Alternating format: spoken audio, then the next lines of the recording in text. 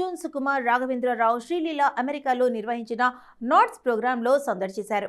ఈ సందర్భంగా అల్లు అర్జున్ మాట్లాడుతూ అమెరికాలో ఇంతమంది తెలుగు వాళ్ళం కలుసుకోవడం చాలా సంతోషంగా ఉందని అన్నారు. ఇలాంటి మంచి ప్రోగ్రాంకు నన్ను పిలిచినందుకు మీ అందరికీ థ్యాంక్స్. తెలుగు వారంటే ఫైర్ అనుకున్నావా? వైల్డ్ ఫైర్ అదే ఇప్పుడు అమెరికాలో కనిపిస్తుంది. నాట్స్ గురించి ఓ మాట చెబుతా. నాట్స్ అంటే నేషనల్ అనుకుంటివా? ఇంటర్నేషనల్. మన తెలుగు కల్చర్ను ముందు తరాలకు తీసుకెళ్తున్న నాట్స్కు చాలా స్పెషల్ థ్యాంక్స్ చెబుతున్నా. ఎక్కడున్నా సరే ఇండియన్స్ తగ్గేదిలే, తెలుగువారు అస్సలు తగ్గేదిలే అంటూ హుషారెత్తించారు బన్నీ. డైరెక్టర్ రాఘవేంద్రరావు మాట్లాడుతూ, నేను ఇండస్ట్రీకి వచ్చి 50 ఏళ్ళు అవుతుంది. ఇక్కడ నేను పరిచయం చేసిన అల్లు అర్జున్, శ్రీలీల ఉండడం చాలా సంతోషంగా ఉంది. తెలుగు వారందరినీ అమెరికాలో ఇలా ఒకే చోట చూడటం ఆనందంగా ఉంది. సుకుమార్కు నాకు ఒక్కటే తేడా, ఆయనకు గడ్డం ఉంటుంది, నాకు ఉండదు.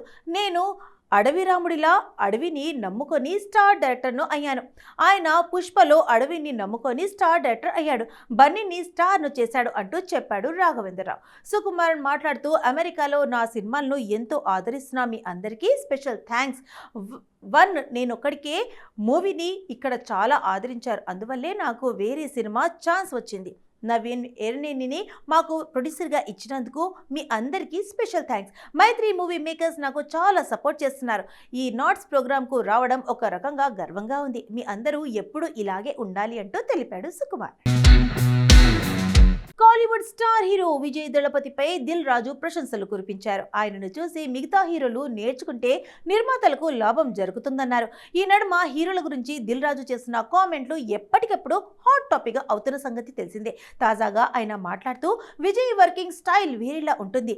ఆయన ముక్కుసుడిగా ఉంటారు. సినిమా షూటింగ్ ఎన్ని రోజులు అవుతుందో ముందే తెలుసుకొని ఇన్ని రోజులు ఇస్తానని చెప్పేస్తారు. ఆయన చెప్పినన్ని రోజులు ఖచ్చితంగా వస్తారు. అలాంటప్పుడు డైరెక్టర్లు, నిర్మాతలకు ఎలాంటి ఇబ్బంది ఉండదు. నెలకు 20 రోజులు చొప్పున ఆయన డేట్లు ముందే చెప్పేస్తారు. తన కాల్ షీట్లో గురించి ముందే ఇన్ఫర్మేషన్ ఇవ్వడం వల్ల నిర్మాతలకు ఖర్చు భారీగా తగ్గుతుంది. దాంతో ప్రీ ప్రొడక్షన్స్ పనులకు ఎక్కువ సమయం తీసుకుని షూటింగ్ను ఫాస్ట్ ఫినిష్ చేయవచ్చు. ఆయన నిర్మాతల హీరోగా పేరు తెచ్చుకున్నారు. విజయ్ లాగా మిగతా హీరోలు కూడా వర్కింగ్ స్టైల్ను మార్చుకుంటే నిర్మాతలకు ఎంతో లాభం జరుగుతుంది అంటున్నారు దిల్ రాజు. ఆయన చేసిన కామెంట్లు ఇప్పుడు మళ్ళీ చర్చకు దారి తీశాయి. ఇంతకీ ఏ హీరో దిల్ రాజును ఇబ్బంది పెట్టారా అంటూ మళ్ళీ ప్రచారం మొదలైంది. మొన్న చరణ్ మీద శిరీష్ చేసిన కామెంట్లు పెద్ద రచ్చకు దారితీశాయి. ఇప్పుడు మరోసారి దిల్ రాజు హీరోల గురించి ఇలాంటి కామెంట్లే చేస్తున్నారు. 2010లో ఏ మాయ చేసేవే సినిమాతో టాలీవుడ్లోకి అడుగుపెట్టిన సమంత రుత్ప్రభు అతి తక్కువ కాలంలోనే స్టార్ హీరోయిన్గా ఎదిగింది. ఓ బేబీ, శకుంతలం, యశోద, మజిలీ వంటి చిత్రాలతో తన నటనకు మంచి గుర్తింపు తెచ్చుకుంది. ఫిట్నెస్, ఆత్మవిశ్వాసం, నటనతో పాటు సోషల్ మాధ్యమాల్లోనూ సమంతకు మంచి ఫాలోయింగ్ ఉంది. వ్యక్తిగత జీవితంలో కొన్ని ఒడిదుడుకులకు ఎదురైనా ఆమె దృఢంగా ముందుకెళ్తూ తెలుగు ప్రేక్షకులతో పట్టు దక్షిణాది సినీ అభిమానుల మనసులో తన స్థానం నిలబెట్టుకుంది. తాజాగా అమెరికాలో ఘనంగా ముగిసిన తానా 24వ మహాసభలో 3 రోజుల పాటు ఘనంగా జరిగాయి. ఈ వేడుకలకు టాలీవుడ్ క్రేజీ హీరోయిన్ సమంత రుత్ప్రభు ముఖ్య అతిథిగా హాజరయ్యారు. తానా వేదికపై మాట్లాడిన సమంత తన భావోద్వేగాన్ని ఆపుకోలేకపోయారు. ఈ సందర్భంగా ఆమె మాట్లాడుతూ, ఈ వేదికపై నిలబడే అవకాశం రావడం తన జీవితంలో ఒక గొప్ప సంఘటనగా భావిస్తున్నానని చెప్పారు. ఈ వేదికపై నిలబడటానికి నాకు 15 సంవత్సరాలు పట్టింది. ప్రతి సంవత్సరం తానా గురించి వింటూనే ఉన్నా, కానీ ఇక్కడకు వచ్చి మీరు చూపించిన ప్రేమకు ధన్యవాదాలు చెప్పడం ఈ రోజే సాధ్యమైందంటూ ఆమె పేర్కొన్నారు. ఏ మాయ చేసేవే సినిమాతోనే మీరు నన్ను మీ కుటుంబ సభ్యురాలిగా అంగీకరించారు. అప్పటి నుంచే మీరు నాకు నిరంతరంగా ప్రేమను, మద్దతును ఇస్తున్నారు అంటూ మాట్లాడింది. తాను తీసుకునే ప్రతి నిర్ణయానికి ముందుకు తెలుగు ప్రజలు ఏమనుకుంటున్నారు అనే ఆలోచన మొదలు వస్తుందని చెప్పింది. మీరు నాకు ఒక గుర్తింపునిచ్చారు. మీరు నాకు దూరంగా ఉన్న నా హృదయంలో ఎప్పుడూ ఉంటారు. ఓ బేబీ సినిమా అమెరికాలో $1 మిలియన్ సంపాదించానని గుర్తు చేసింది. అది నిజమైందన్న నమ్మకం నాకు మొదట రాలేదని తెలిపారు. ఈ మాటలు చెబుతుంటే ఆమె కంట కన్నీళ్లు వచ్చాయి. ఈ భావోద్వేగ భరిత ప్రసంగానికి సంబంధించిన వీడియో ప్రస్తుతం సోషల్ మీడియాలో వైరల్ అవుతుంది. మీరు నన్ను ఎప్పుడూ నాకు కనిపించే దారి మీద నడిపించారు, మీకు కృతజ్ఞతలు అని అంటూ తానా వేదికపై ఆమె చెప్పిన మాటలు ఇప్పుడు వైరల్గా మారాయి. భారీ పాన్ ఇండియా సినిమాగా వస్తున్న రామాయణ మొదటి నుంచే అంచనాలకు పెంచేసింది.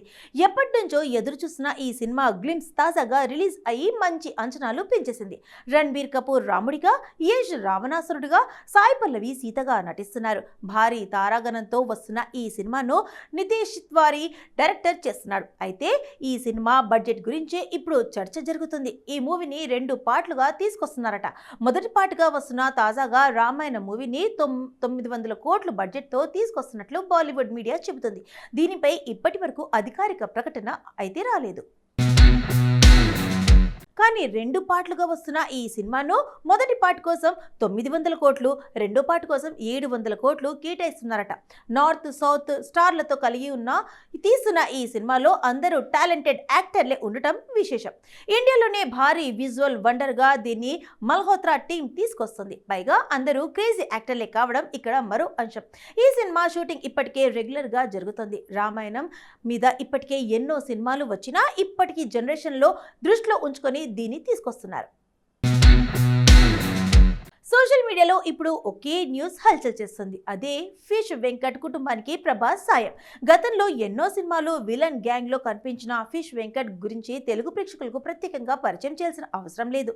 అయితే వయసు రీత్యా ఏర్పడిన అనారోగ్యం కారణంగా ఆయన ప్రస్తుతం ఆసుపత్రిలో చికిత్స పొందుతున్నారు.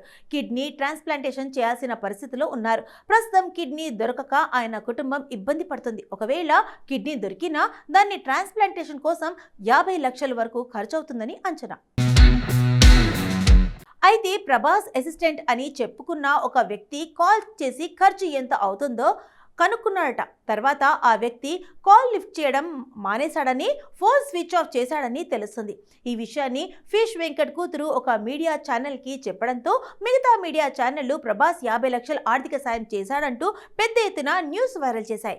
అయితే ఫోన్ చేసి డబ్బులు ఇస్తామన్న వ్యక్తి కాల్స్ లిఫ్ట్ చేయకపోవడం, ఫోన్ స్విచ్ ఆఫ్ చేయడం, మరోవైపు ప్రభాస్ సాయం చేశాడంటూ ప్రచారం జరగడంతో ఫిష్ వెంకట్ కుటుంబం అప్రమత్తమైంది.